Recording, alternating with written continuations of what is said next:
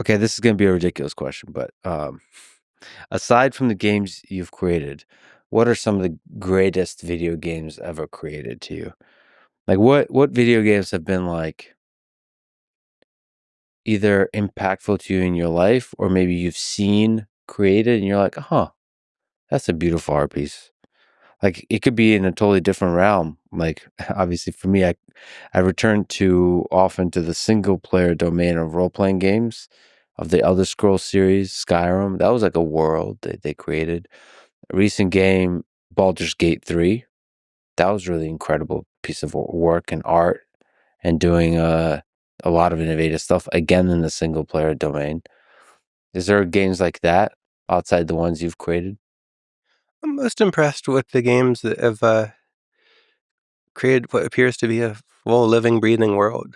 Mm. Um, you know, games that give you the sense that you're just a part of it, and there's a lot more happening, and there's always more, and it gives you the sense that you could go anywhere and do anything. Even though these games really do have finite limitations, and there are places you can't go, it really creating that sense of wonder is just a magical thing. Like Zelda Breath of the Wild, Oh, yeah. yeah, Skyrim, Red Dead Redemption. Red Dead is great, It's like yeah. there's an entire ecology simulator in there. I have a high school classmate that got into studying river ecology, and he was commenting on this is one of the very few games that's hydrologically sound. Like Yeah. the way like they actually went to the effort of shaping the rivers to Yeah. follow like erosion dynamics and so on. It's the attention to detail, and there's something there that's big. And it's been funny journeying through the industry. I last designed a game in 1992. I'm not a game designer. Yeah, I have a very open-minded view that like the best game genre that will ever exist has not yet been invented. And that as we get more technological capabilities, and creatives, people use that and hopefully empowered by higher productivity tools and so on, that we'll see more and more cool things emerge that we'd never dreamed possible. And the idea of a world simulator is actually really interesting there. Um, it's been tried a lot. It's usually extremely slow and expensive to create, but over time maybe we'll get better at that, and that will be a thing too. You said so many interesting things there. New city builders. Yeah, civilization. That's just Yeah. mind-boggling. They were built a game with that depth that can evolve so dependent on your actions. To do that scale of world, but to where you can step into it and be in it.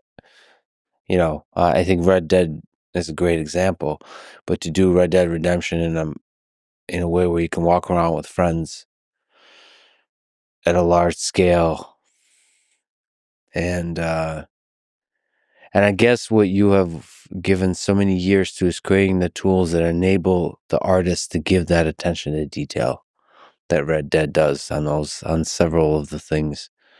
And once you do, there's something magical about that. Yeah, Like once you give that attention to detail, like I don't know what it is, but the love of the artist comes through somehow, and you could feel the care that they put into it. that's right. The best games have a soul. You can really sense it. Like Call of Duty has a very different soul than Fortnite, and it just kind of exudes not only on what you see in the game, but also in how players interact with it and interact with each other online. And that's a really fascinating thing I wish would be studied more. I think we talked about the soul on several fronts, right? I wish it would be studied more. Yeah, yeah. These little game design decisions that the designers make have a profound impact on what players think of the game and see in the game. Fortnite Battle Royale always had a sense of mystery to it. You're on this island, but you're not sure exactly what's happening here. There are all these houses, they're abandoned. Why? And I'm not the secret holder. I'm not on the design team. I experienced Fortnite as a player, but it really exudes a lot of that and a good spiritedness as well. Because even when you're eliminated in Fortnite, there's not like blood spurts and there's not jibs. You're just teleported out of the simulation, and often you end up losing the game in a way that's hilarious enough that like you actually are laughing at it, or you're like respect to that player who just won because that was clever.